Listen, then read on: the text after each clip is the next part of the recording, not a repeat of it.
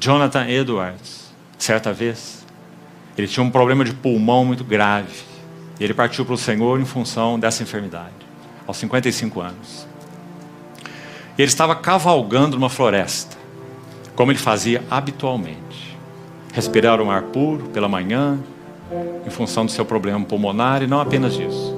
Todas as manhãs ele retirava um tempo nesse bosque para a oração. Então ele registra no seu diário que ele arriou o seu cavalo, montou e foi em direção ao bosque.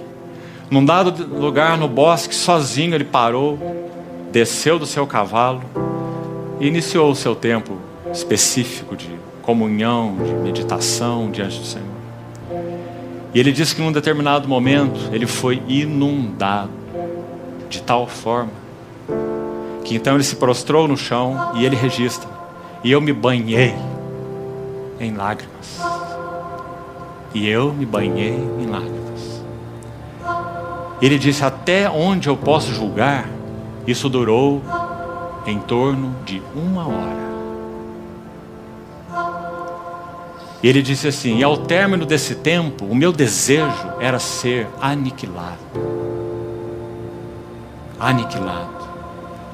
E deixar esse tempo e voltar para as coisas comuns, para mim parecia um sentimento assombroso, terrível.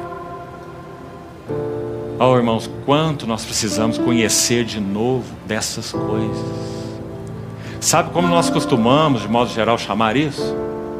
Pentecostalismo.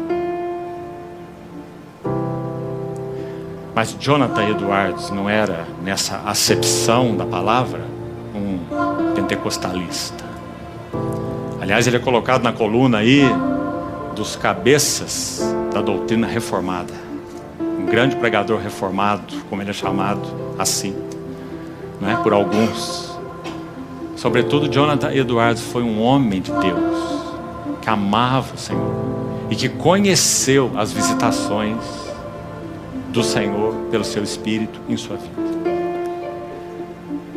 De tal forma que seu caráter foi todo forjado.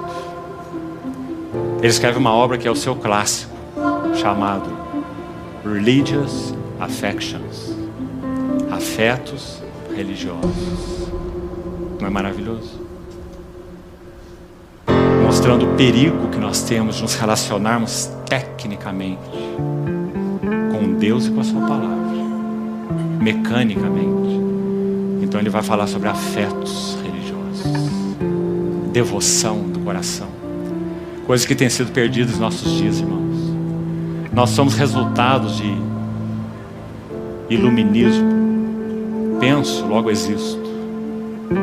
Isso tem causado um mal terrível para os nossos corações. Nós temos limitado o Espírito Santo e temos tratado a palavra de Deus de maneira mecânica. Que o Senhor nos ajude nesse assunto das devoções do nosso coração. Quando George Whitefield começou a pregar, John Wesley, sabe o que a mãe dele disse para ele? Eu não sei porque toda essa confusão. Eu não sei porque todo esse entusiasmo. Sua mãe disse para ele: por que todo esse entusiasmo? E lembre-se que essa mãe era nada menos que Susana Wesley. Por que todo esse entusiasmo? Sabe que entusiasmo era esse? John Wesley foi tirado de uma condição puramente formalista no que concerne a relação com Deus. Formalista. De uma igreja, como era chamada, estatal. Uma coisa que na verdade não existe, mas assim era. De lá ele foi tirado. Quando? Quando, de uma maneira muito particular, ele recebeu uma visitação do Senhor. Toda a sua vida foi mudada. E não apenas sua vida, mas a história do século XVIII.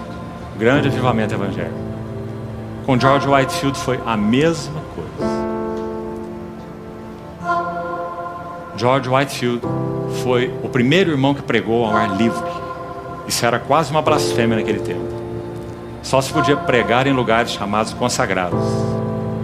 Mas George Whitefield entendeu que o povo precisava ouvir a palavra de Deus.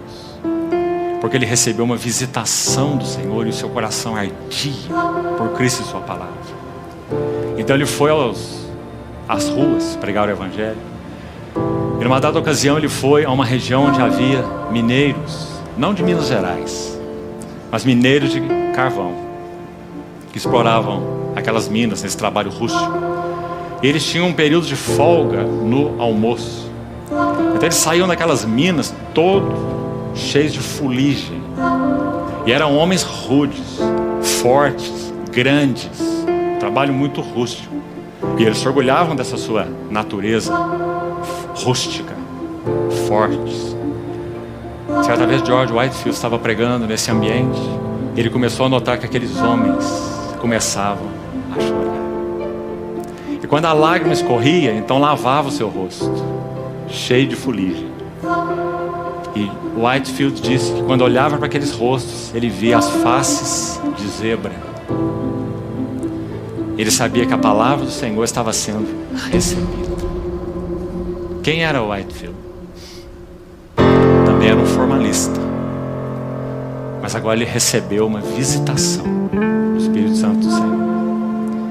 Ele viu Cristo de uma maneira que ele não via antes.